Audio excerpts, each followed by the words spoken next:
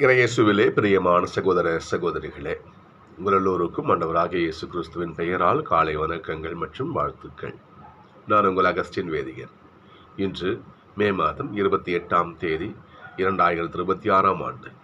ஆண்டவரின் மடியில் 5 நிமிடங்கள். சகோதர சகோதரிகளே, ஒரு ஒரு பழமொழி சொல்ல முடியாது, ஒரு விசுவாச வரி உண்டு. அகிலமே அசைக்க முடியாத ஆண்டவரின் திரு கரத்தை அடியேனின் சிறு ஜெபம் அசைத்து விடும் சொல்லுவாங்க. அகிலமே அசைக்க முடியாத ஆண்டவரின் திரு கரத்தை அடியேனின் சிறு ஜெபம் அசைத்து விடும் சொல்லுவாங்க.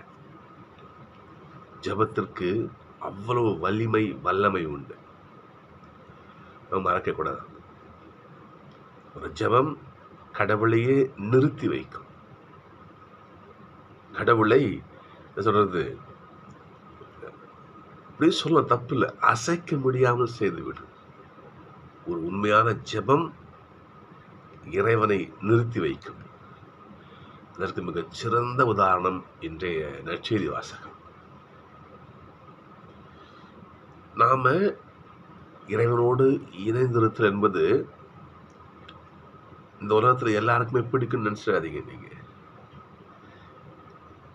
எல்லாம் காலை பிடிச்சி இழுக்க பார்ப்பாங்க. உதாரணத்துக்கு, நீங்க பக்தியோட கோயிலுக்கு போவீங்க, பைபிள் வாசிப்பீங்க, எல்லாம் செய்வீங்க. ஊர்வலம் சொல்லும், பெரிய பக்திமான் பெருசா வந்துட்டார் இவர் அப்படின்னு சொல்லுவாங்க. தப்பு செய்ய மாட்டோம், சாமியோட நெருங்கி இருப்போம், அவ்வளவுதான். ஆனால் இந்த ஊர்வலம் என்ன பண்ணும், நம்மளை இழிவாதான் பேசும். அந்த இழிச்சொல்லுக்கு, அந்த நம்மை மட்டம் தட்டுகின்ற அந்த குரலுக்கு, நம்ம காலை பிடிச்சி இழுக்கிற அந்த ஒரு செயலுக்கு நாம் இடம் கொடுக்காமல் நம்முடைய எண்ணத்தில் திண்ணமாக இருந்தால் நமக்கு இறை ஆசீர் உறுதி.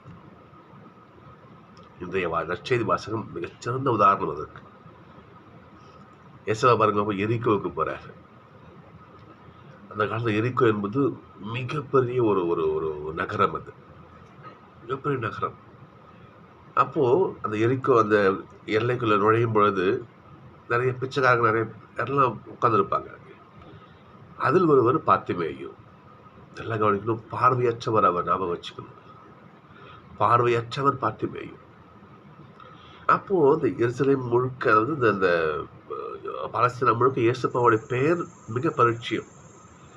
இதை பார்த்திமேயு கேள்விப்பட்டிருக்கார். நல்லா கவனிக்கணும், பார்த்து கிடையாது, பார்வையற்றவர் பார்த்து கிடையாது, கேள்விப்பட்டிருக்காரு. இயேசு யார் வல்லமை என்ன கேள்விப்பட்டிருக்கார். அந்த நிலையிலே அவர் பிச்சை எடுத்துருக்கிற அந்த பகுதியிலே ஏசப்பா கிராஸ் பண்றார். இதை கேள்விப்படுறாரு. யாரு போறா என்ன சத்தம் என்று எங்க பக்கத்தில் சொல்றாங்க, நாசரேத்தூர் இயேசு போறாரு என்று சொல்றாரு. சகோதரர்களே, நாசரேத்தூர் இயேசு போகிறாரு கேள்விப்படுறாரு. ஆனால் அவர் சொன்ன வார்த்தை எத்துணை பெரிய விசுவாச அறிக்கை தெரியுமா? இயேசுவே, தாவீதின் மகனே, எனக்கு இறங்கும். தாவீதின் மகன் என்பது கடவுளின் பிள்ளைக்கு, மானிட மகனுக்கு, இயேசுவுக்கு இன்னொரு பெயர்.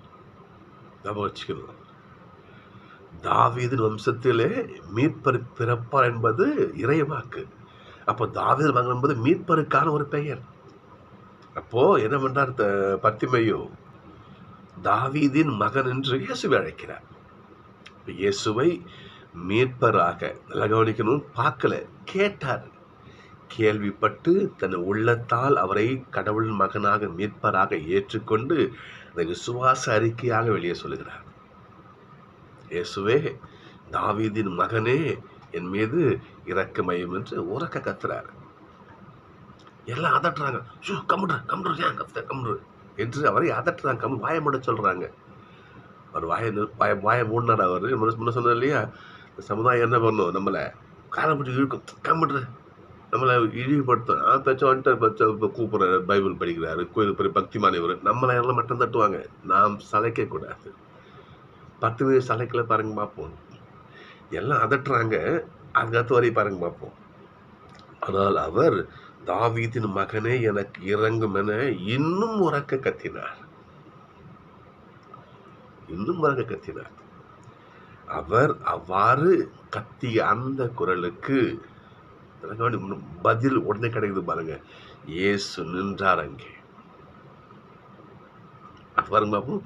இயேசு நின்று அவர் கூப்பிடுங்க. என்ன வராரு? எப்ப என்ன செய்யணும்னு சொல்லு.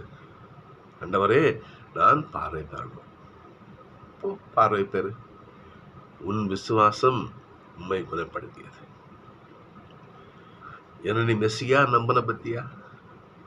என்னை மீட்பர் நம்பன பத்தியா? என்னை தாவீது நம்பன பத்தியா? அந்த விசுவாசம் உன்னை குணமாக்கியது. சந்தோஷமா போன்னு சொல்றேன். இங்க எவ்வளவு பேர் கண் பார்வையை பார்க்குறாங்க. என் மீட்பர் எல்லாம் ஒன்றும் என்னை ஏற்றுக்கல. நான் உனக்கு பார்வை இல்லை, என்னை உள்ளத்தால் விசுவாசத்தை ஏற்றுக்கிட்ட பத்தியா? அந்த ஏற்றுக்கொள்ளுதல், அந்த நம்பிக்கை, அந்த விசுவாசம் உண்மை குணப்படுத்தி அவர் குணம் கொடுக்கிறார் இயேசப்பா. சொற்களே, உண்மையான விசுவாசத்திற்கு கடவுள் நிற்பார். கடவுள் நிற்பார். நின்று நமக்கு பதில் சொல்லுவார். இது சத்தியம். இது சொற்களே, நாமும் உண்மையாக வேண்டுவோம். கடவுளின் கரம் நம்மை என்றும் பற்றி இருக்கட்டும்.